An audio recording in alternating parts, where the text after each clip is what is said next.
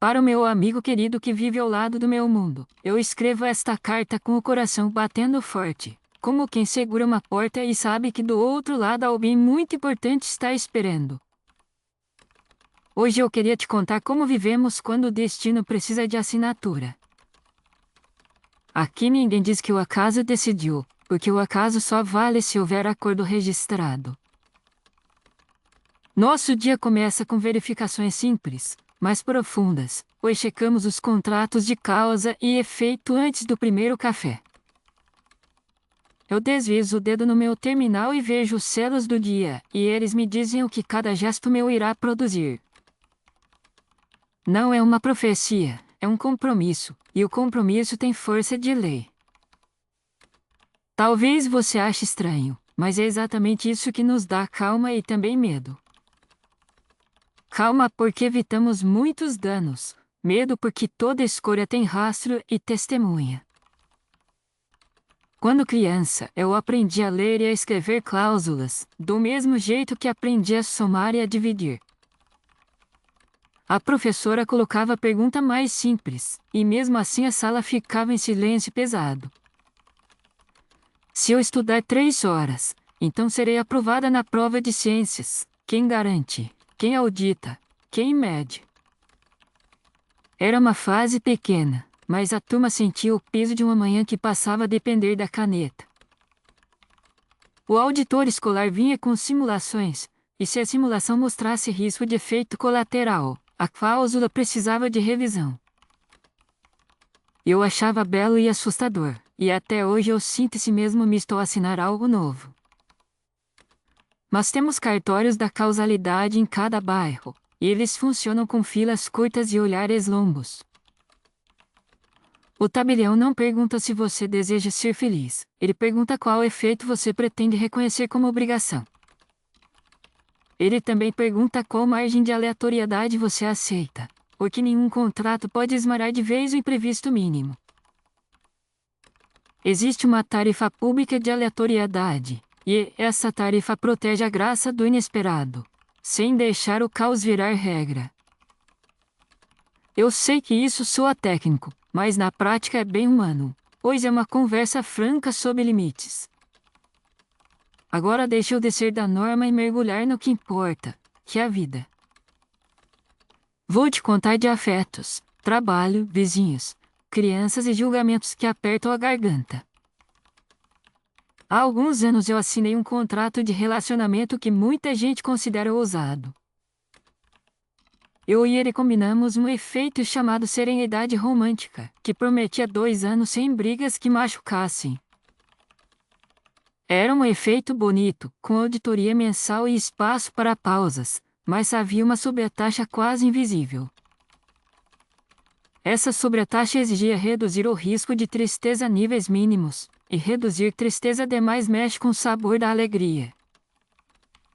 Na primeira semana, tudo parecia mágico, porque as conversas vinham sem farpas e com prazos para reparo. Se eu falar algo duro, então eu trago uma proposta de reconciliação em 24 horas, e ele faria o mesmo. Funcionou no começo, talvez porque a novidade nos mantinha atentos e generosos. Só que a alegria que não encontra obstáculos também fica menos intensa, como uma música que não muda de tom. Eu comecei a notar que a risada perdia altitude, e ele dizia que era só fase, mas eu sentia que o nosso contrato estava filtrando a emoção. Aqui é comum que os casais busquem um perito afetivo, e o perito olha os rastros dos nossos efeitos. Ele viu que o contrato expulsou a dor, mas expulsou junto a coragem de se expor por inteiro. Eu escutei aquilo com um nó leve, porque parecia certo, e mesmo assim era duro. O perito sugeriu reduzir a cláusula de serenidade e aceitar uma aleatoriedade maior nos diálogos difíceis. Eu fiquei com medo, mas aceitei, e essa decisão nos devolveu pequenas falhas, que depois viraram gargalhadas libertas. Se você pudesse ter visto a nossa mesa de jantar naquela noite, você teria notado como um tropeço pode ser amigo da verdade. Entre vizinhos, Contratos também rege as expectativas, e é menos frio do que deveria parecer. Um contrato simples na rua é o de silêncio noturno com janela de música aos sábados, que a gente chama de acordo de respiro comunitário. Ele é claro, se eu tocar música até 10 horas, então registro o aviso com o prédio e garanto limpeza da área comum no dia seguinte. Já houve briga por causa de uma bateria empolgada, e a corte de bairro mediou com graça. O juiz não perguntou de gosto musical, perguntou de efeito certificado e efeito real. O efeito certificado era festa até 10 horas, o efeito real foi eco que passou das 11, e a solução foi uma reparação em forma de horas de manutenção no elevador. Eu te conto isso porque a justiça aqui sempre mede o atrito entre efeitos, e cada atrito pede uma espécie de massagem pública. Agora vamos ao trabalho, onde a causalidade é planilha, mas nunca só planilha. Meu emprego atual exige relatórios semanais, então eu assino efeitos de produtividade com metas de entrega e tempo de foco. Se eu entregar o relatório às sextas antes do meio-dia, então recebo uma tarde livre por mês. Isso está lá, seco, e ainda assim é animador. Existe seguro para efeitos vazados, que é quando um contrato meu derrama impacto no contrato do colega. Eu já causei um vazamento, e não foi bonito, porque uma decisão minha de acelerar a revisão derrubou o prazo de uma colega que dependia do meu arquivo.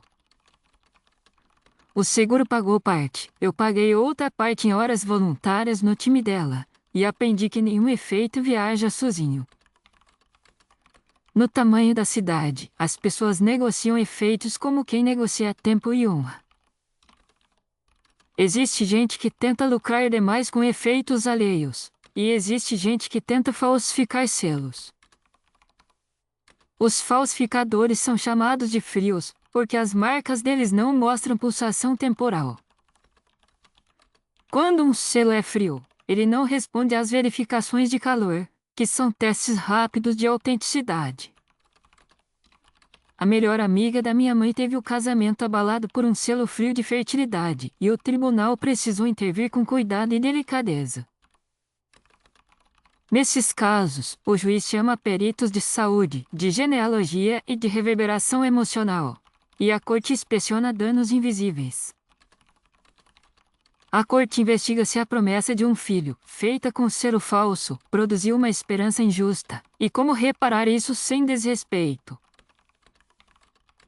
É um trabalho difícil, e às vezes saímos das audiências com um silêncio que não tem nome. Você deve estar se perguntando como a ciência funciona num lugar como o meu, e eu te digo que funciona com mais sinceridade do que orgulho. Para rodar um experimento de alto risco, o laboratório precisa de mandato de efeito. O mandato previne o uso de pessoas sem consentimento e exige simulações abertas, e isso reduz erros imensos, mas não alguns erros pequenos que ensinam. Já vi projeto travar porque a cláusula de exceção não foi bem escrita, e a equipe precisou reaprender o que a pressa tenta esconder.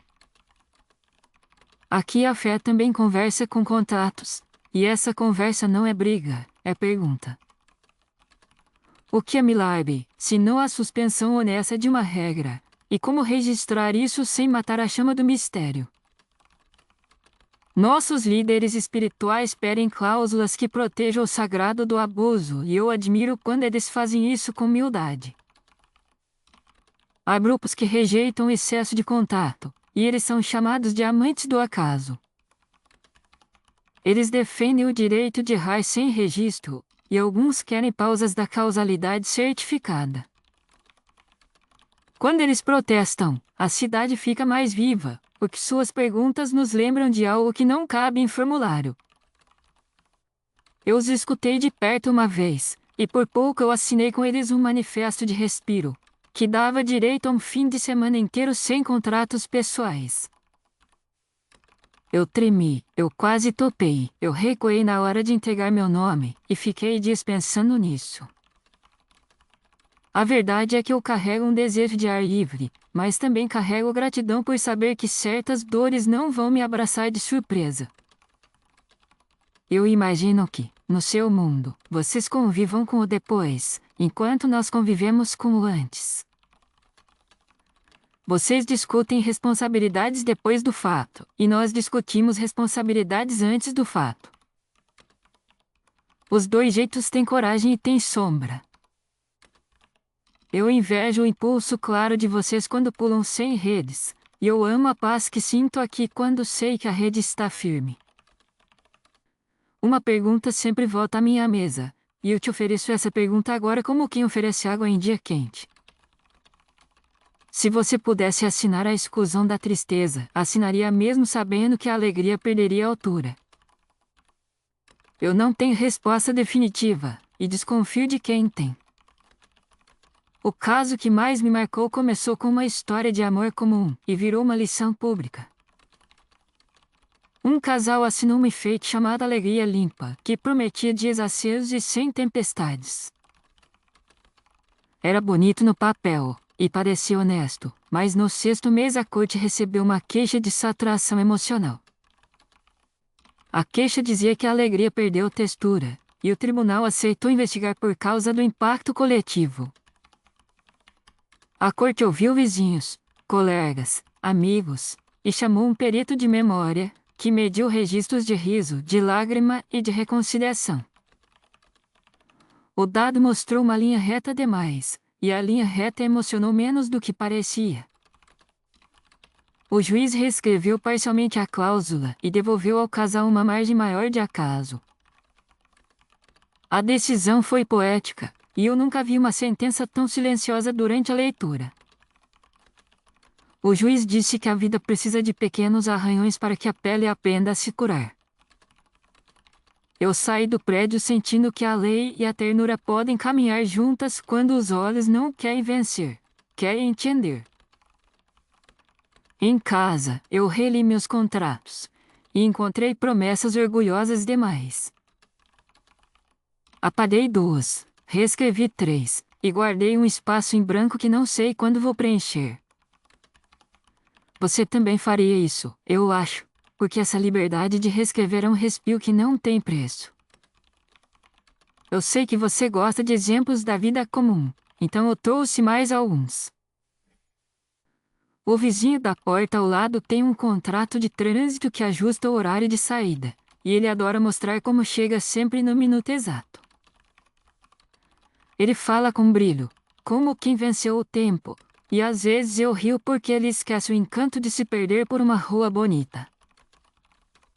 A dona da padaria da esquina assinou um efeito de pão quente a 7, e se um lote sai frio, ela nos faz um agrado com café, e a vizinhança ama essa ética que abraça. Uma amiga minha fez um contrato com a mãe para visitas regulares, com o efeito de 3 lembranças vívidas por mês. Elas colecionam essas lembranças como quem coleciona fotografias faladas, e eu escuto com doçura quando elas me contam as 3 do mês. No hospital municipal, o setor de reabilitação assinou com os pacientes um efeito de melhora gradual, com marcos pequenos e firmes. O fisioterapeuta explica que cada marca é uma vitória assinada, e que a esperança cresce melhor quando tem degraus. Eu gosto de pensar nisso quando tropeço, porque o degrau me lembra que estou subindo de verdade. Quando a cidade dorme, as histórias continuam nos bastidores, onde os técnicos analisam colisões de contratos. Há colisões que são como chuva leve, e há colisões que estouram como vidro. Os técnicos tentam redesenhar as ruas dos efeitos, e às vezes conseguem aberturas elegantes que ninguém previra. Existem conflitos com empresas grandes, e esses são os que mais nos assustam. Uma corporação tentou comprar o direito de não sofrer consequências por demissões em massa, e isso doeu na garganta de muita gente. O caso subiu para a Corte Alta, e a cidade parou para ouvir. O tribunal decidiu que nenhum ente pode comprar a ausência de consequência, porque isso fere o tecido que nos segura. A sentença criou um fundo de transição com obrigações claras, e a empresa teve de se comprometer com efeitos de recolocação e de cuidado mental. Eu confesso que chorei quando ouvi, porque parecia que a lei sussurrava que ninguém solta a mão de ninguém. Ouço de quando um sistema duro encontra a delicadeza de uma solução que guarda a dignidade. Eu sei que essa carta está longa, e eu prometo que é por sentir você perto. Sinto você quando deixo uma pergunta aberta para que ela chegue até o seu lado e reencontre eco. Sinto você quando conto uma falha minha sem buscar desculpa rápida. Sinto você quando imagino o seu rosto lendo estas linhas como se estivesse ouvindo a minha voz no escuro.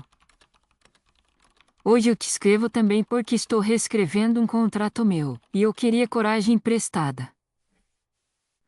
O contrato é simples, mas diz muito, e ele se chama Campo Aberto, e eu o quero para minhas tardes de domingo. Ele cria um efeito de liberdade de escolha por 4 horas, e durante essas horas eu me deixo conduzir pelo acaso mínimo permitido em lei. Eu caminho sem destino, eu converso com quem cruza meu caminho, eu digo sim para convites pequenos. Eu notei que nessas horas a vida me devolve uma alegria com sal, dessas que fazem a boca querer mais. Eu queria te convidar a criar algo assim no seu mundo, mesmo sem cartório. Escolha uma tarde e dê a ela um efeito simples, e observe o que acontece no seu peito. Se você sentir medo, não fuja, só diminua o passo, e o medo vira guia manso. Se aparecer dor, não a expulse com violência, só lembre que dor também é uma seta que aponta para algo que pede cuidado. Se vier riso, deixe que ele faça barulho, porque barulho de riso é um tipo de testemunho universal. Eu prometo te contar mais do nosso tribunal de causas na próxima carta, porque ele é uma escola para mim. Eu aprendo vendo o juiz dizer que toda história tem 2 mãos, e cada mão segura um pedaço da verdade. Eu aprendo vendo a defensora pública pedir paciência com voz firme, como quem pede água para quem correu muito. Eu aprendo quando um perito admite que errou, e a sala faz silêncio de respeito. A justiça é uma coreografia que falha e acerta, e que ainda assim insiste em proteger o que somos quando assinamos juntos. Se eu pudesse colocar você no banco de madeira do tribunal por uma tarde, você sairia com os olhos limpos. Não limpos por não chorar, mas limpos por ver com nitidez. A nitidez é diferente de certeza, e eu te desejo muita nitidez e pouca arrogância. Você me pergunta se eu me arrependo do contrato de serenidade romântica, e eu sorrio por dentro. Eu não me arrependo, eu aprendi com ele, e aprendi ainda mais quando reduzi a cláusula. Eu e ele seguimos amigos, e às vezes nos encontramos para falar de como crescemos. Nós não apagamos o passado assinado, mas honramos com escolhas melhores. Eu gosto de viver assim, com memória que abraça. Para terminar, eu quero te oferecer 3 imagens que guardo no bolso. A primeira é a mão de uma senhora que nunca aprendeu a escrever, mas aprendeu a ditar um contrato de cuidado recíproco com a neta, e a neta escreveu com a letra mais bonita que eu já vi. A segunda é um menino que trouxe ao cartório um contrato de desculpa, e ele queria garantir que o amigo não se afastaria depois de um erro bobo, e o tabelião só pediu um abraço ali mesmo. A terceira é a minha rua num fim de tarde de domingo, quando os efeitos parecem flutuar como lanternas discretas, e a cidade respira junto. Eu continuo acreditando que a vida gosta de promessas que cabem no peito, e não de promessas que esmagam o peito. Eu continuo acreditando que a lei pode ser irmã da compaixão, e não madrasta do medo. Eu continuo acreditando que você e eu estamos mais próximos do que parece. Obrigada por caminhar comigo até aqui, e por receber essa carta com o cuidado de sempre. Eu encerro com um abraço que atravessa a fronteira entre os nossos mundos, e espero que ele te encontre em paz. Da amiga que vive no mundo ao lado, eu me despeço com afeto e com convite para a próxima troca de cartas. Antes de fechar, eu quero te agradecer por ouvir até o final com tanta atenção. Se você gostou, aperte o botão de gostei e se inscreva no canal, porque isso nos ajuda demais. Deixe um comentário dizendo que cláusula você assinaria e qual você rasgaria sem pensar duas vezes. Se você puder apoiar, use o código no canto do vídeo ou o link na descrição para fazer uma doação e manter este projeto vivo. Na descrição você também encontra obras de outras séries bem diferentes, e eu acho que você vai se surpreender. Eu me despeço com carinho e te peço para voltar no próximo episódio, porque a nossa conversa só está começando.